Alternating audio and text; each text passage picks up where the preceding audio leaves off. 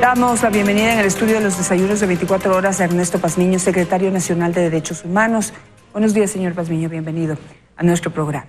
Gracias. Bueno, quisiera primero que nos explique esta nueva estructura de lo que se llamaba o denominaba el Ministerio de Justicia y que pues ha pasado este tiempo de transición hasta transformarse en dos entidades que, por favor, explíquenos un poco más en detalle de qué se encargaría cada uno. El señor presidente de la República en varias intervenciones ha manifestado de que en el Ecuador estamos viviendo un tiempo de derechos. Eso implica que el respeto a los derechos humanos es una política fundamental y prioritaria del gobierno. En ese sentido se pensó en la necesidad de reestructurar el Ministerio de Justicia, Derechos Humanos y Cultos. ¿Por qué razón? Porque este ministerio se estaba ocupando de algunas áreas y descuidando fundamentalmente el tema prioritario que es la promoción y protección de los derechos humanos. El ministerio casi era un ministerio de las cárceles. De la construcción de las cárceles, además. La construcción de las cárceles, el manejo de las cárceles. Sus respectivas dudas y negociados. Así es. Por esa razón, el presidente pensó de que era necesario crear una institución que se dedique exclusivamente al tema de los derechos humanos. Una institución fuerte, sólida, y se dividió el Ministerio de Justicia en dos entidades, autónomas, separadas totalmente. La una que es la Secretaría de Derechos Humanos, que se va a encargar de dos temas fundamentales. Primero, la promoción y protección de los derechos humanos en el Ecuador desde el Estado. Eso es fundamental. Y segundo, la eliminación y erradicación de la violencia contra la mujer. Fundamental estos dos temas. Para eso lo importante es construir una política pública de derechos humanos y de justicia y de erradicación de la violencia contra la mujer con los actores sociales, con las organizaciones sociales, con las defensoras y defensores de derechos humanos, con las organizaciones de mujeres que vienen por años luchando para cambiar esta sociedad patriarcal, con las organizaciones femeninas que necesitan políticas públicas adecuadas para prevenir y erradicar la violencia de género, para que ya no sigan muriendo las mujeres, porque las mujeres están muriendo todos los días. Por eso es necesario fortalecer esta institución. Pero ¿cómo sería? Porque ¿qué se podría hacer desde esta Secretaría? Aparte de algo muy importante que es promover los derechos, es decir, que las mujeres en este caso o el resto de personas puedan conocer cuáles son sus derechos. Pero, por ejemplo, en el tema de las mujeres, la violencia a la que principalmente estamos expuestas las mujeres, o están expuestas la mayoría de ellas, es la violencia intrafamiliar. La violencia intrafamiliar va de la mano de un problema arraigado en casi que en la cultura de la sociedad ecuatoriana. Y siempre se ha dicho que es complicado entrar a trabajar en la idiosincrasia, en el machismo y en esta cosa que va de generación en generación. El hombre que golpea no es un hombre que se hace golpeador en su adultez. Es un niño que viene viendo violencia en su hogar toda la vida y que instaura en su interior, en su cerebro, la realidad o esa supuesta normalidad de tener que de tratar mal a su esposa, a sus hijos, a su familia o a su entorno para poder conseguir lo que quiere o para demostrar poder. ¿Cómo trabajar allí? Este es un problema cultural. Es una sociedad patriarcal. Los hombres creen que tienen poder, tienen derechos sobre las mujeres y por eso hay esta violencia generalizada que cada vez va incrementándose. Ese es el problema. No es que sea detenido o disminuye, va incrementándose. Por eso la propuesta que vamos a hacer es considerar a los derechos humanos no como un problema. Los derechos humanos son una oportunidad. Por eso la propuesta que vamos a construir colectivamente es llegar a las escuelas, a los colegios, a las universidades, a la familia, a los barrios, a la ciudadanía, a las comunidades y pueblos indígenas. Es decir, esto es un cambio de los patrones culturales completos. Por lo tanto, esto se construye con las organizaciones, con la sociedad civil y con ellos, por esa convicción de toda la vida que yo he mantenido de trabajar con la sociedad civil, de trabajar por los derechos humanos, de trabajar por erradicar la violencia contra la mujer, construiremos la gran Mesa Nacional de Derechos Humanos y de Lucha contra la Violencia de Género. Para ahí tratar las agendas, con la ciudadanía tratar la propuesta de política pública, lo que nos manda la ley es hacer dos cosas: crear un sistema nacional de protección de derechos humanos y un sistema nacional de protección para erradicar la violencia de género en el Ecuador. Es decir, esto es un trabajo colectivo.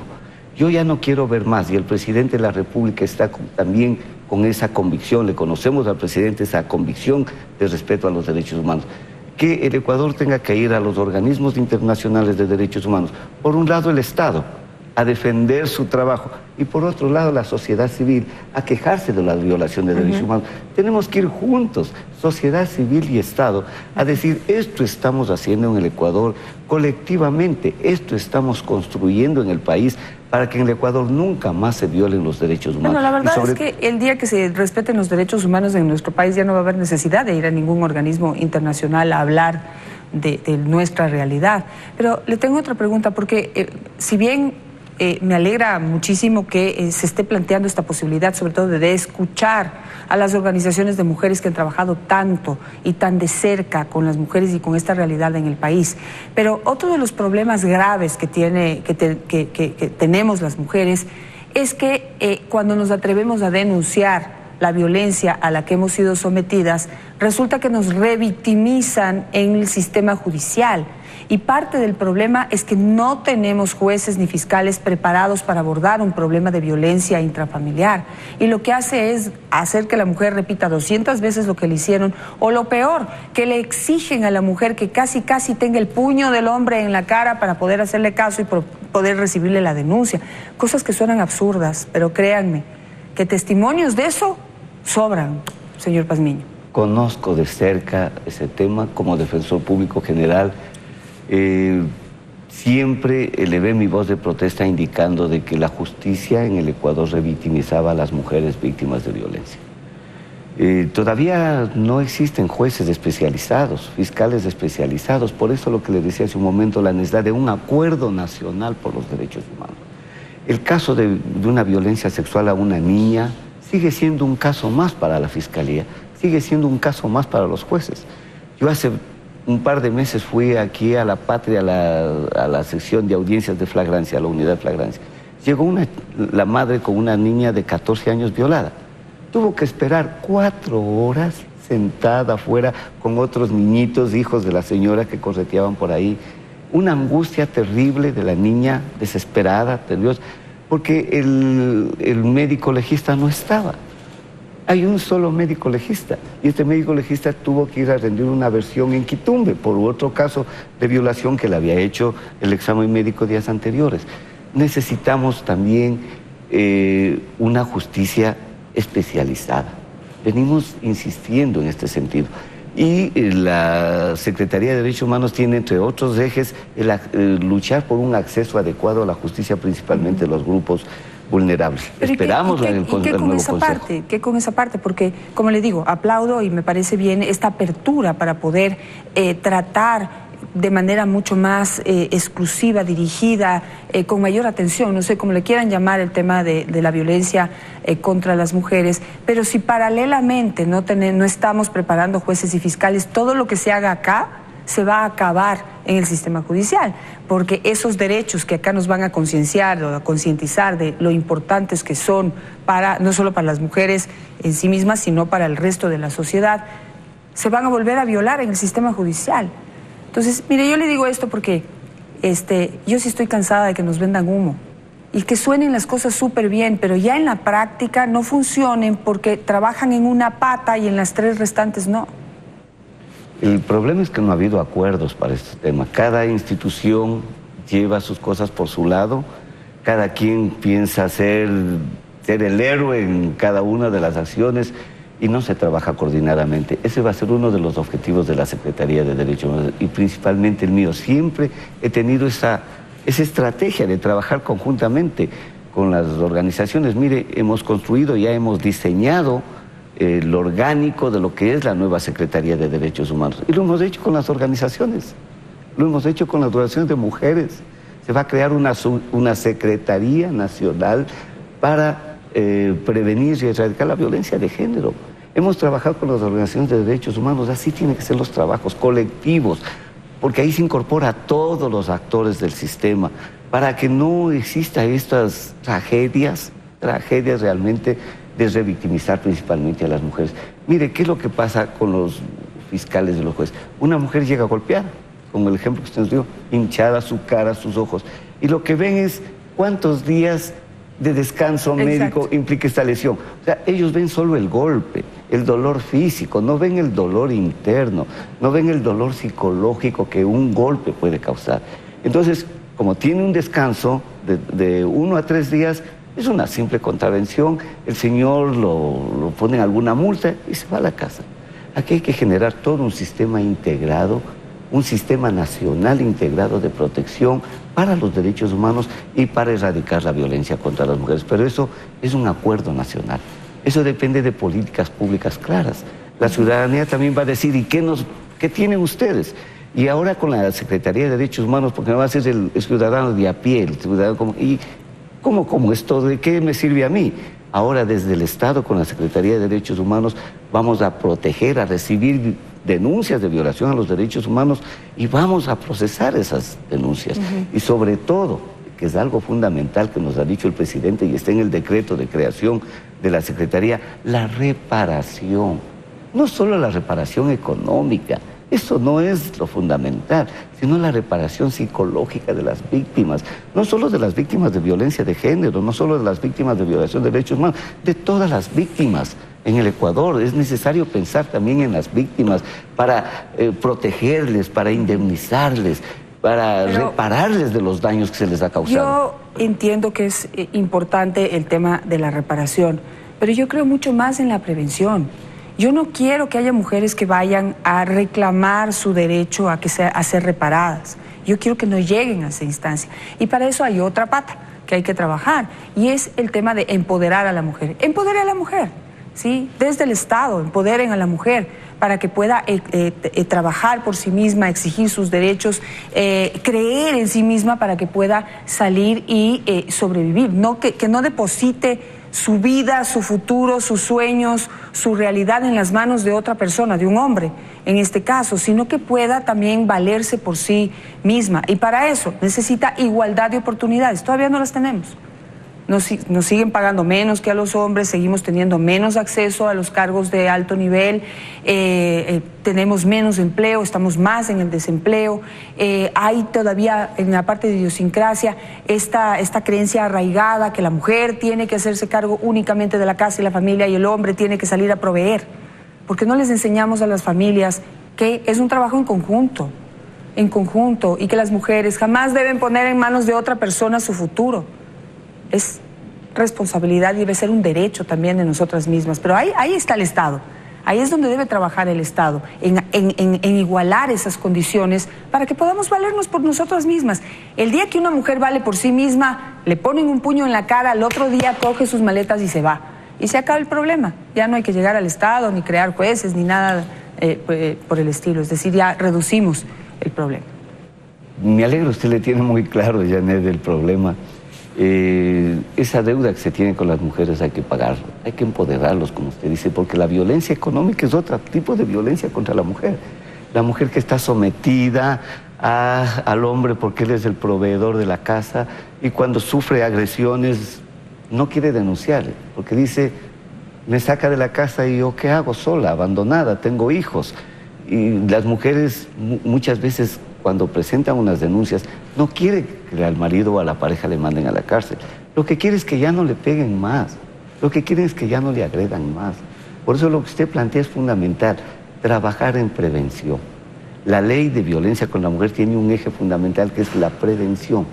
Para prevenir nos obliga a hacer dos cosas fundamentales, crear el registro único de violencia, generar toda este sistema nacional de protección para prevenir la violencia y tercero, establecer las estrategias desde el Estado para prevenir esta situación.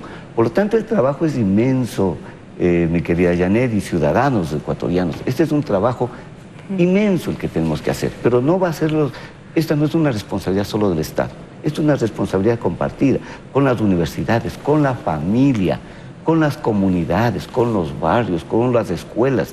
Es un trabajo que debemos hacer entre toda la sociedad, un acuerdo nacional para tener una sociedad incluyente, una sociedad en paz. Eso es lo fundamental. Quisiera seguir hablando del tema de las mujeres, que es tan amplio. Me alegra por lo menos que esté sobre la mesa de discusión y que haya una decisión ya gubernamental, estatal, de afrontarlo con seriedad. Pero quisiera pasar al otro tema rápidamente ya, doctor Pazmiño, en el tema de la rehabilitación, que la otra, digamos, la otra entidad que se va a crear ya va a estar dedicada a los derechos de los privados de la libertad. Y para avanzar a la conclusión a la que quisiera llegar, ¿realmente van a crear un sistema de rehabilitación por fin? ¿O vamos a seguir teniendo estas bodegas de seres humanos que votan nuevos y más profesionales delincuentes o gente más traumada, más resentida, más dolida con la sociedad? Uno de los trabajos permanentes que yo he hecho desde estudiante es la necesidad de implementar en el Ecuador definitivamente un sistema de rehabilitación social. Ha sido inadecuado el trabajo que hasta ahora se ha hecho. Es necesario un replanteamiento íntegro del sistema de rehabilitación en el Ecuador, para no convertirnos simplemente en carceleros. En el Ecuador nos hemos convertido simplemente en cuidadores de los presos. Se les almacena como en cualquier bodega y lo único que se pone es barrotes y candados, y eso creemos que es, con eso estamos cumpliendo el fin de la pena. No, la pena tiene un fin resocializador.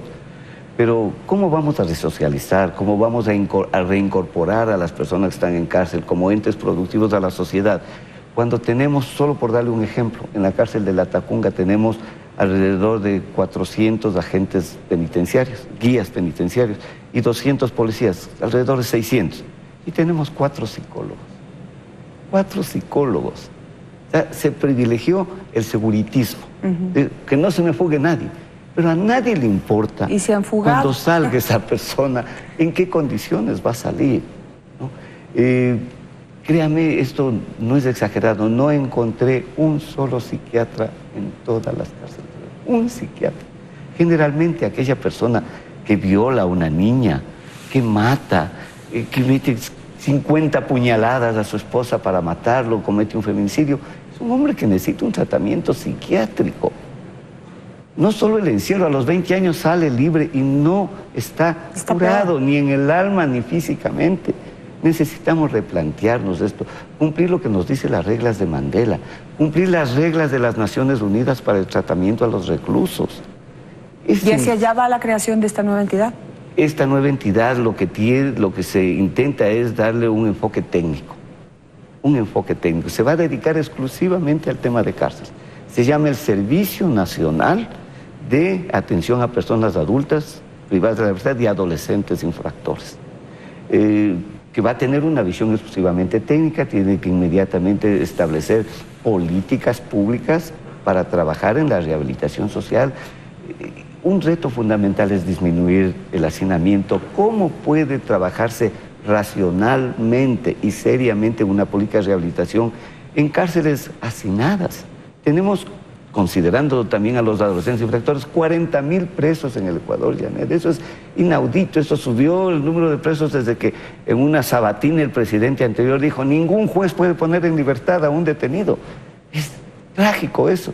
Los jueces tienen miedo ahora de no poner una libertad y ponen prisión por casos que se los puede solucionar de manera más humana y más efectiva controlándoles en libertad.